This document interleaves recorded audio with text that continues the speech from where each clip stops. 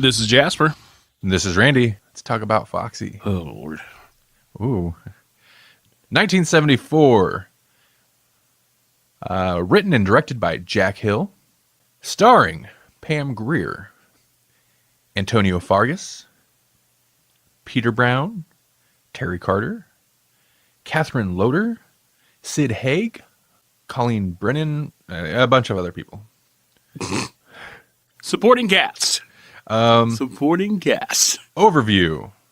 A voluptuous black woman takes a job as a high-class prostitute in order to get revenge on the mobsters who murdered her boyfriend.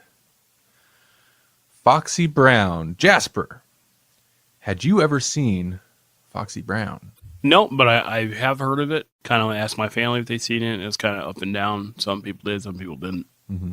But yeah, no, I've never seen this movie before. Are you very familiar with blaxploitation movies? Some I don't know the titles offhand, but we watched a lot of those when we were kids. Really? Yeah. Okay, so I don't think I'd actually seen this before.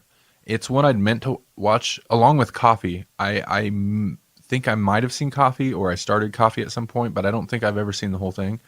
So this was, I believe, a first-time watch for me. And I don't know that I'm a huge fan. In my mind, I'm like, 70s cinema is great. But there's also a lot of 70s cinema that I'm not a fan of. I don't know what it is. It's the feel of it, it's the production or something. But kind of a lower budget exploitation movies are super hit and miss with me. And in theory, I want to love them. In execution, I have a little bit of a hard time with them. This movie was okay. Cringy. Word cringy. This movie was okay. This movie was cringy. Yeah, okay, so I wanted to like this movie, but I didn't really like it. My thing is that there is a good plot there that it could have been a really good movie. My thing, though, that I just have to say right off the bat is just the acting is horrendous. The acting is pretty bad. It's not even, I don't even want to say it's really, I mean, it probably is the actors and actresses, but it's it's horribly timed. They feel like they said action, waited 10 seconds, then said their line. The conversations between characters didn't seem smooth to me. And that was my issue with this movie. I could not get over that it just seemed so broken apart. And some of the people they picked for their characters were kind of just weird. To touch on what you're saying about the acting, this was a lower budget movie. I mean, $500,000, which sounds like a lot, but for a movie, even in the 70s, I guess is not an incredible amount. Mm-hmm. So I have a feeling it was a lot of run and gun in a way. Quick production, let's hammer this out.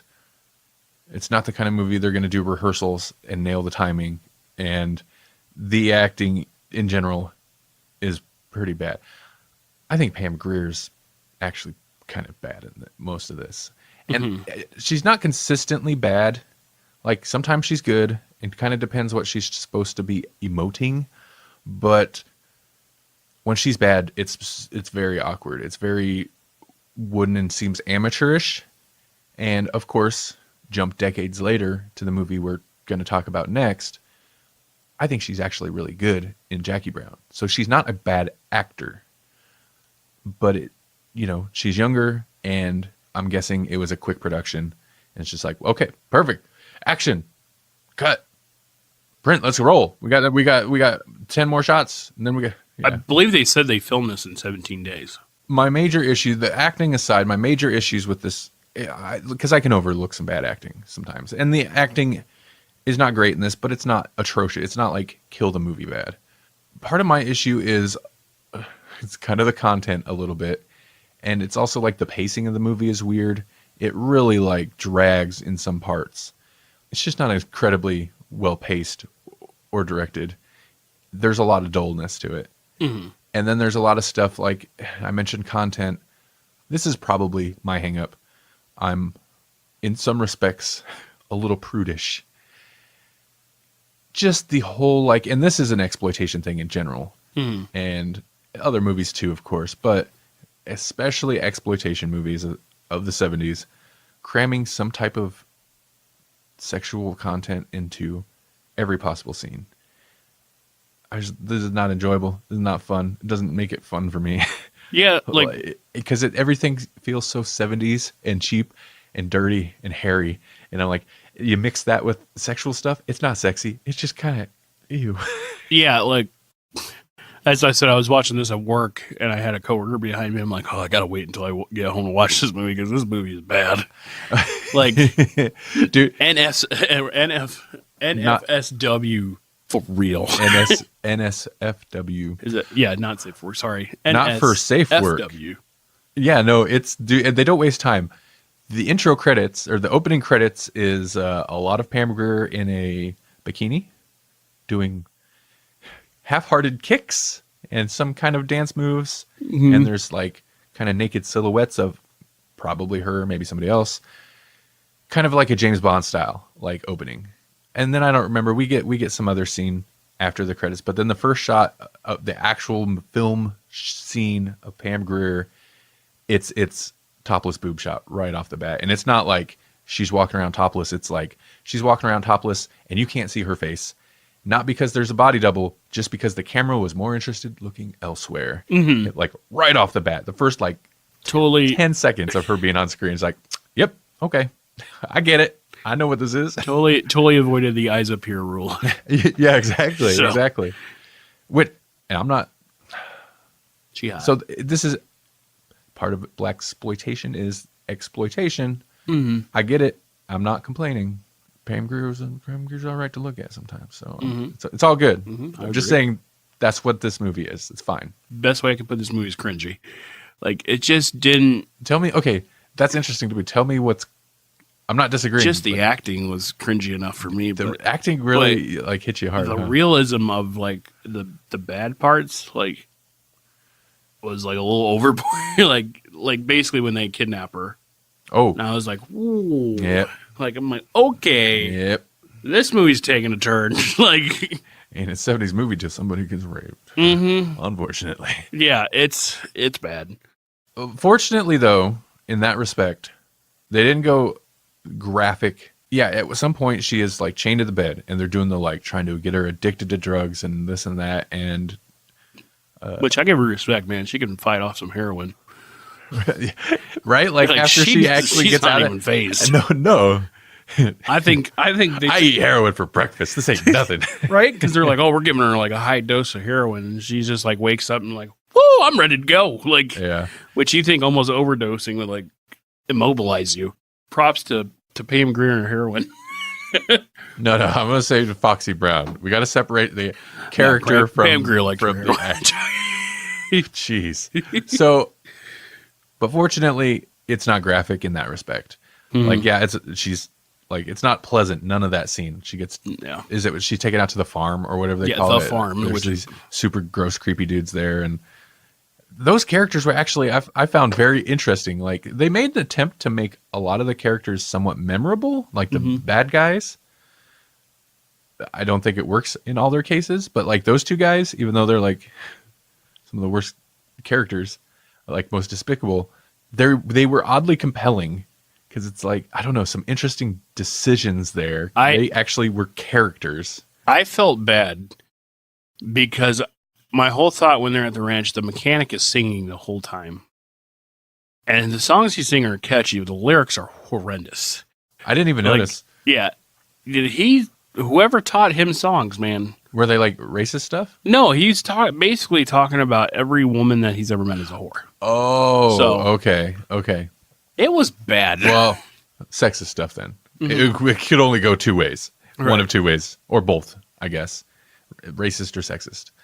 They're interesting because, I don't know, they give them unnecessary, like they could just be blank, creepy rapists, right? But like they give them weird characters that, like that guy does sing, like the whole time. And he's not got a terrible voice, but he's like this big round guy and he's creepy. But what about the main villains?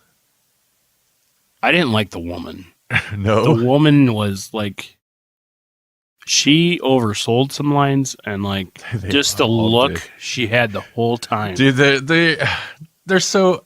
I wanted to punch her in the face more than anybody in that movie. I guess in that respect, though, then it's an effective villain. They drove me crazy. They're so ridiculous and over the top, and they nail you over the head with it over and over. Like she's like turned on when her husband like shows any kind of dominance over their goons. And the end of like you could tell there's even scenes where they cut away from the scene before they were done acting, where she starts giving him the eyes. Oh, kiss me. And he's just like, oh God, okay. Like, and they nail you over the head with she's into this guy, but then he's just always like, clearly, okay, yeah, no, I love you too. Right, which is when they hug, like, you could tell he did not want to hug her at all. Yeah. He was like, and it's kind of humorous, but like, they just take it to such an extreme level. Right.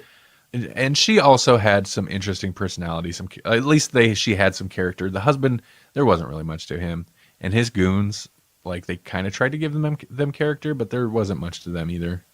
Yeah, and then like I also had a backup part because when he said he gave him 20 years apiece, so basically, you know, she goes in. This is like right as she infiltrates their thing, and then she basically makes a judge. She embarrasses a judge by basically pushing him out into the corridor or the hallway, basically naked, and then looks like he's attacking another woman.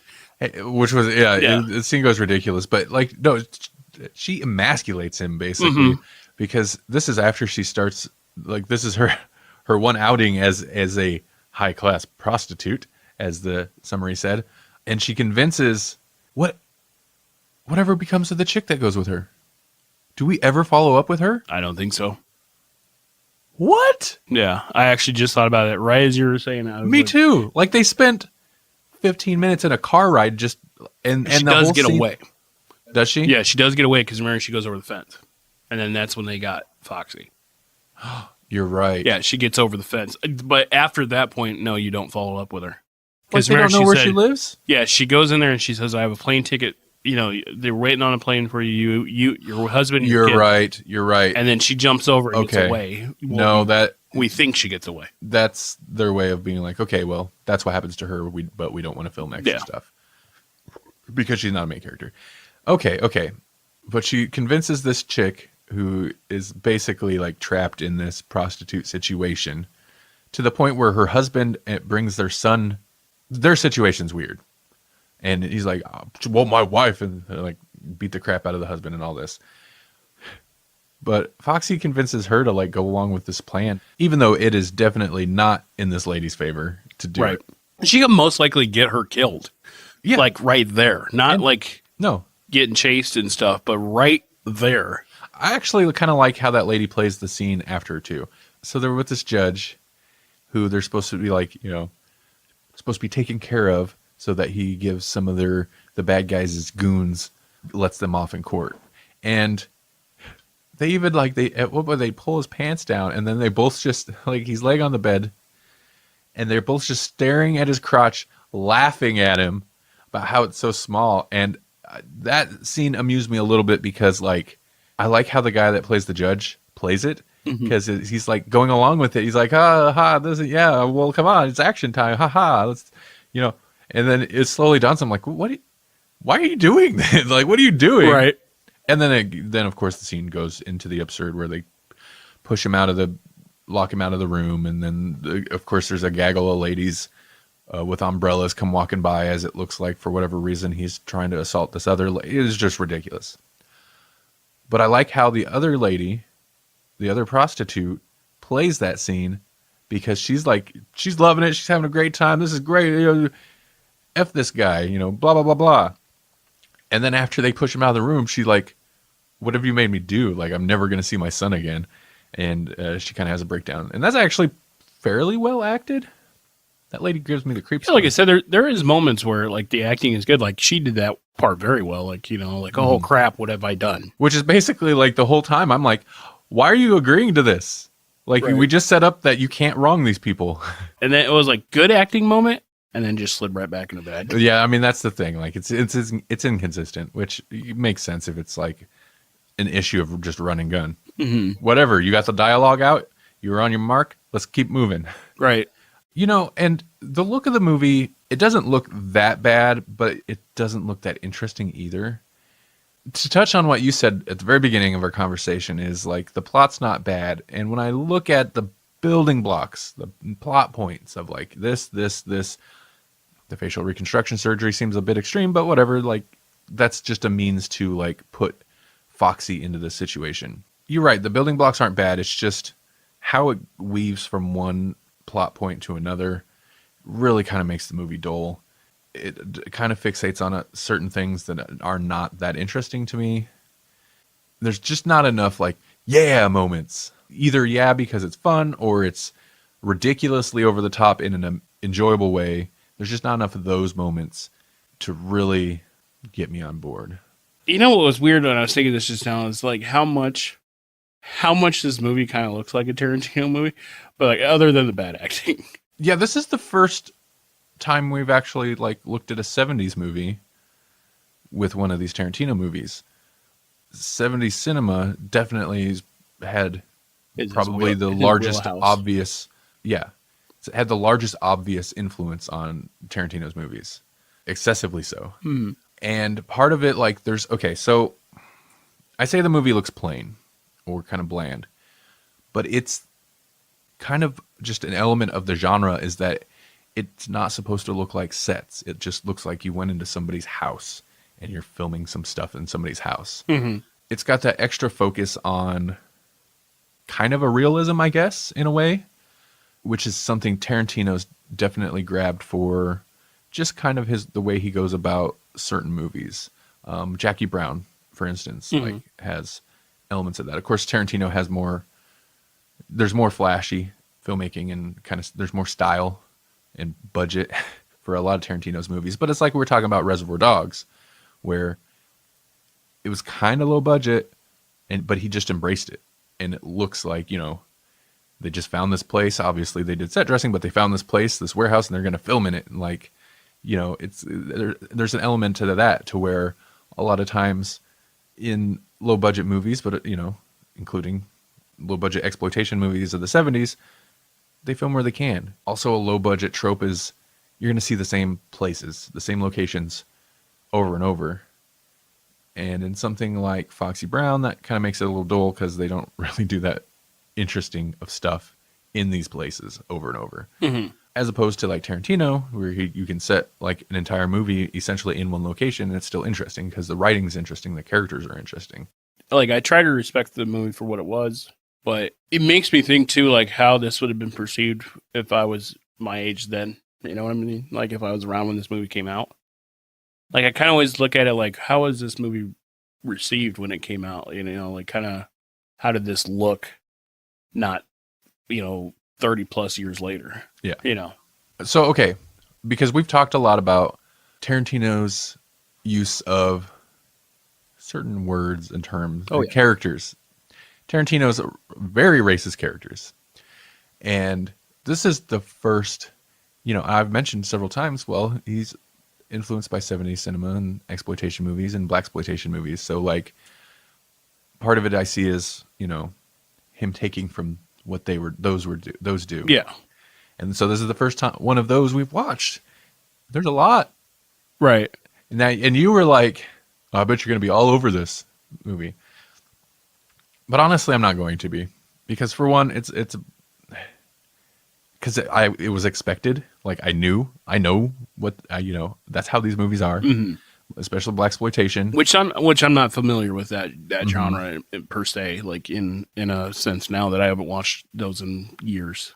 But it's just kind of an element of them. They're pulpy movies. They're gritty movies. So they're going to have that kind of stuff. And part of it is supposed to be like a reflection of reality. Obviously, going by the characters, an exaggerated reflection of reality. But yeah, it's just kind of an element of it. So whatever. But there's a lot of general racism in here. But the difference, though, I think, in something like this versus Reservoir Dogs, Pulp Fiction, True Romance, whatever, most of Tarantino, not all, but most of Tarantino's movies is the main characters of this movie, they're all black. And generally, I mean, there's obviously like her brother's a shifty, crappy dude. Like they're not all good characters, but the protagonists of this movie are all black. The villains are white. So you're supposed to be on board with the black characters. So when they have a bunch of racism towards the black characters, it's, I'm assuming, supposed to put you in the place of like, well, F these white people, F these villains. Like they're crappy people. Yeah. As opposed to the Tarantino movies we've covered, which we've kind of taken issue with the racism, is most of the racist characters are white, saying racist things to other white characters, not directed at other white characters, directed at minorities. But like, it's not like, I don't know. It just seems different because it's not there to kind of create this dynamic. It's just racism that's there because it was there in the 70s movies. It feels like. So I'm fine with it here. It's not the same as Tarantino, but then again, it was like 20 years before. So the 70s, man. Like the 70s. It was the 70s, man. So star rating. My star rating is 2. 2 out of 5. 2 out of 5. Yeah. There's some parts I can get over. There's some entertaining parts, but I believe there's a good plot, but the execution's not well. I would agree 100% with your points there. Well, I mean, okay. 80%. Mm-hmm. There could be a decent plot here. I don't think it's a great plot. I don't know. I mean, the setup feels weird. It's a plot we've seen before. But the plot points aren't bad. It could be a decent plot. And I agree, it fails in execution. It's not the ugliest movie. There's definitely worse looking low budget 70s movies. In a way, this feels like the upper end of the low budget spectrum. But that said, it's a little ugly. I'm not wild about the content, and there is a lot of bad acting. I like Pam Grier, and we do get a couple good Pam Grier moments in this. Mm-hmm. Especially towards the end when she delivers the pickle jar. Although that doesn't seem like a fitting enough punishment for the main villain, which is the lady. Like, whatever. But she has some good lines, some good delivery on some angry lines. But about 60% of this movie, she's not good. She's pretty bad. Yeah. So, what do you think my rating's going to be? I want to say 2.5, if not 3.5. This is tough. I don't know. This is one of the most well-known, I think, blaxploitation movies. So I don't know. Like, I generally don't know how people actually feel about it, but I'm going to agree with you, and I'm going to go 2 stars. It was there's some memorable stuff, but it was a little too dull for me to like really want to revisit. Also, last point, what did you think about the bright fake blood? I didn't even notice. That blood was like pink, but it was funny. That's an older movie thing. Right. That's an older movie thing. Like, I didn't even think about it. It didn't strike me as particularly odd. The only time that blood really does that is when you go a little bit older and you get that super like bright red, thick paint looking blood in movies. The blood here was, I don't know, it probably might have been like that, but I didn't even think about it.